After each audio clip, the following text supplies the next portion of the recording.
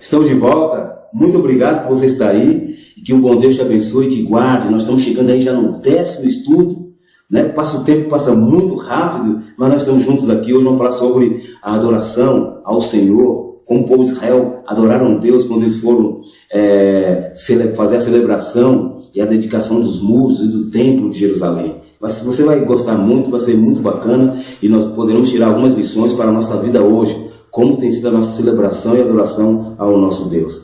E eu quero pedir a você que continue ajudando. Muitos têm curtido nossos vídeos e poucos têm compartilhado.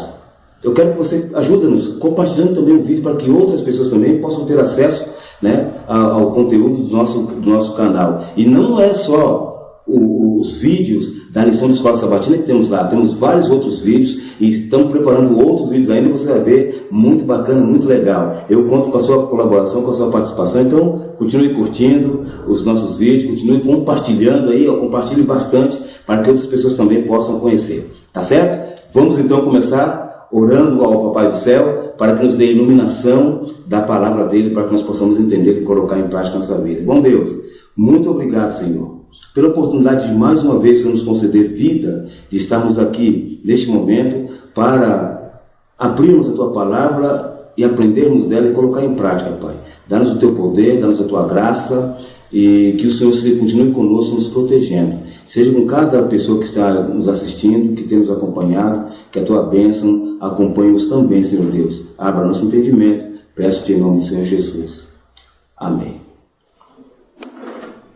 Cantavam alternadamente, louvando e rendendo graças ao Senhor com estas palavras: Ele é bom, porque a sua misericórdia dura para sempre sobre Israel. Este é o verso bíblico da semana e ele apresentou uma percepção sobre as práticas de adoração dos hebreus e como sua gratidão ao Senhor tinha transbordado em louvor a esse Deus maravilhoso. Ao terminarem a construção do templo, eles celebraram a sua dedicação ao Senhor. Após a listagem das genealogias, que está em Neemias 11 e 12, o escritor passou a falar da celebração, da dedicação do muro da cidade. O povo hebreu tinha o costume de dedicar coisas a Deus. O templo, o muro, as suas casas e até edifícios públicos, como forma de reconhecer que o poder não estava nos objetos, mas em Deus.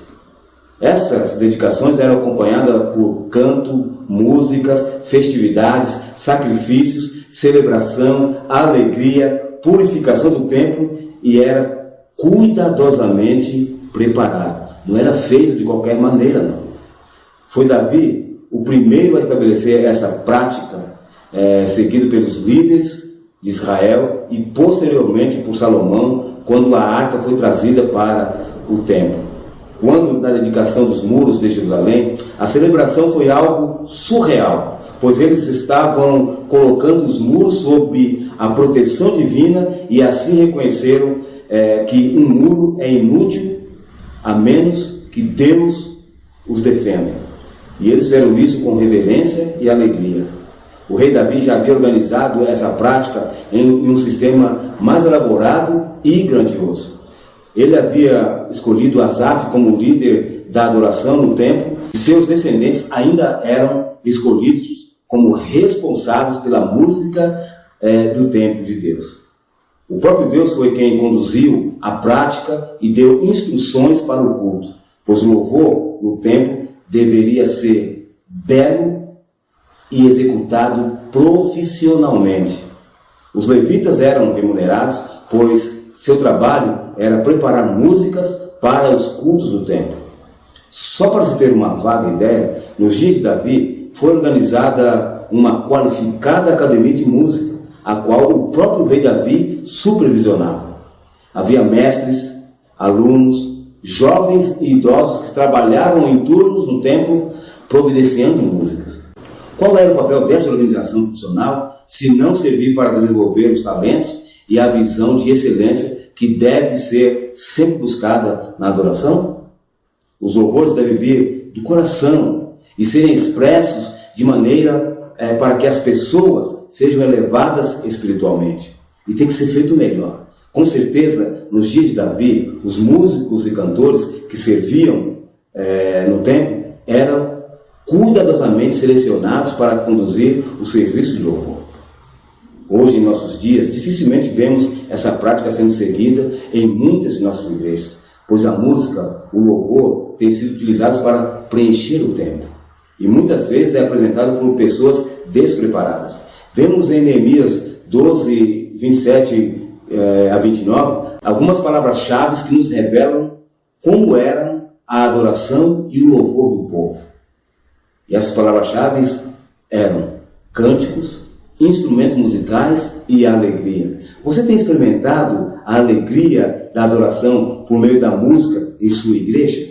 A alegria é um aspecto definidor da adoração, bem como a reverência a Deus, que pode ser descrita como uma experiência de admiração devido a um encontro pessoal com Deus. O equilíbrio entre alegria e reverência é muito importante. No entanto, infelizmente, muitas vezes isso é esquecido. Se um culto de adoração demonstra respeito por Deus, mas não tem alegria, ele se torna rígido e seco.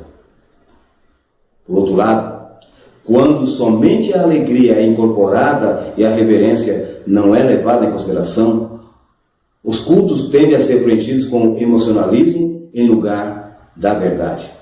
Portanto, nossos cultos de adoração devem incluir ambas as coisas. Reverência e alegria trabalham juntas para criar uma atmosfera de adoração correta. Nossa adoração deve ter por base a verdade e os feitos divinos, não o emocionalismo. Outra coisa, a adoração deve sempre estar enraizada em Cristo, não em nossos sentimentos. Dedicação do muro, reunião dos cantores, a purificação. Antes de dedicarem o muro, os sacerdotes e levitas purificaram a si mesmos, ao povo, bem como as portas e o muro. Os rituais de purificação comuns em Israel simbolizavam limpeza do pecado e separação para a santidade. Os rituais envolviam principalmente lavar as vestes e se banhar. Havia vários rituais de purificação em Israel. O mais sério deles era realizado para uma pessoa que tivesse contato com um cadáver. Para esse ritual, o sacerdote queimava uma novilha vermelha sem defeito. As cinzas eram colocadas num vaso com água e aspergidas sobre os itens ou pessoas que fossem consideradas impuros. Havia também a purificação do santuário, no dia da expiação.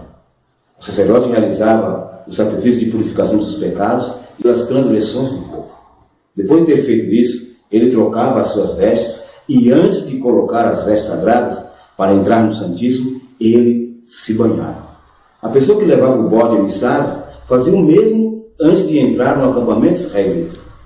Tinha também a purificação da lepra, dos fluxos corporais, purificação dos levitas e até as portas e os muros foram purificados. A água da purificação não era milagrosa, mas era a palavra divina que declarava que o ritual limpava o povo do pecado e da morte. Ela servia como um símbolo de pureza. Santidade e limpeza do pecado eram importantes para se aproximar de Deus numa cerimônia de dedicação. O templo e seus rituais eram componentes cruciais da religião do antigo Israel, mas eles eram um meio para um fim, não um fim em si mesmo. E quais eram as finalidades do templo e dos rituais?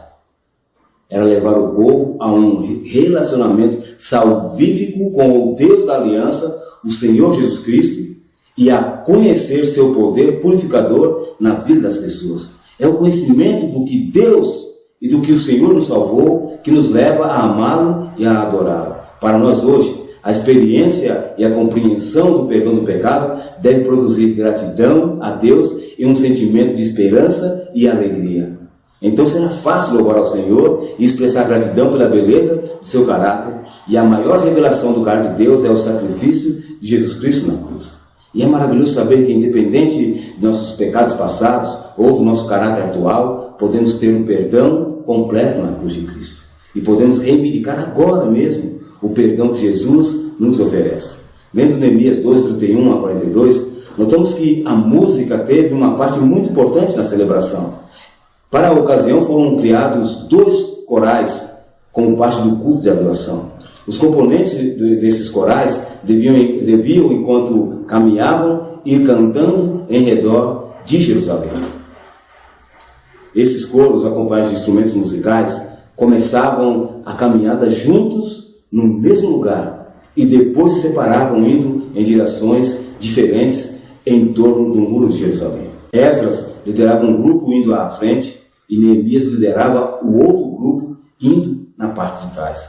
Eles se encontravam novamente numa porta que tinha lá em Jerusalém chamada Porta do Vale e de lá seguiam para o templo. Na Bíblia temos vários exemplos bíblicos em que a música desempenhou um papel muito importante na adoração. É só lermos Êxodo 15, 1 e 2, 2 Crônicas 20, 21 e 22 e Apocalipse 15, versículo 2 ao versículo 4. E na celebração do Novo Tempo, a procissão, as músicas e o culto de adoração foram organizados com excelência. As músicas não eram um entretenimento para o culto. Em vez disso, enquanto os músicos cantavam e tocavam os instrumentos, o povo se curvava em oração, ou seja, a música era uma parte na adoração. Sem a música na celebração, o culto corria o risco de se mostrar bastante desagradável, pois os atos centrais no templo diziam respeito ao sacrifício. E o que era o sacrifício senão cortar a garganta de animais inocentes e ver o sangue jorrar pelo chão? O ato de tocar uma música muito bonita elevava os pensamentos ao céu e tornava aquela experiência de adoração mais agradável. Aliás, na terra e no céu, a música faz parte da adoração. A música de louvor a Deus nunca foi feita para preencher um espaço vago num culto, como é o costume de muitas igrejas em nossos dias. Com a música de louvor, o sacrifício tinha um papel fundamental e especial na adoração, e isso fica claro em Neemias 12, 43, quando diz: no mesmo dia ofereceram grandes sacrifícios e se alegraram, pois Deus os alegrara com grande alegria. Os sacrifícios eram o principal aspecto da adoração nesta época, pois apontava para a semente prometida, o Messias, que sacrificaria sua vida pelos pecadores, porque é o Cordeiro de Deus. De acordo com João 1, 29 e 36, e 1 Coríntios 5, 7 e Apocalipse 5, 6 e 12, 3, os sacrifícios apontavam para o Cordeiro de Deus, Jesus Cristo. Os israelitas se alegravam com um animal morto, uma morte que apenas revelava uma verdade. Nós temos muito mais razão para nos alegrar do que eles. E o que vemos em nossos cultos ultimamente? O Salmo 95 demonstra que o verdadeiro ato de adoração envolve uma convocação para cantar, exclamar com alegria e tocar músicas para celebrar a Deus, bem como curvar-se e ajoelhar-se diante do Senhor. Agora nós devemos fazer todo o esforço para alcançar o equilíbrio entre a alegria e a reverência, pois isto é crucial para adorar e louvar nosso Criador. Precisamos entender a música como ministério e fazer com que os músicos e cantores entendam que seus dons, concedidos por Deus, agregam valor e enriquecem o serviço da igreja. Cantores e músicos do Antigo Testamento tinham um papel importante na adoração e eram essenciais para o serviço no templo. Precisamos valorizar nossos músicos e fazê-los entender da sua importância não como entretenimento, mas na celebração do louvor e na exaltação ao nosso Deus. Infelizmente, muitas vezes não damos o devido valor aos ministros, mestres da palavra e músicos.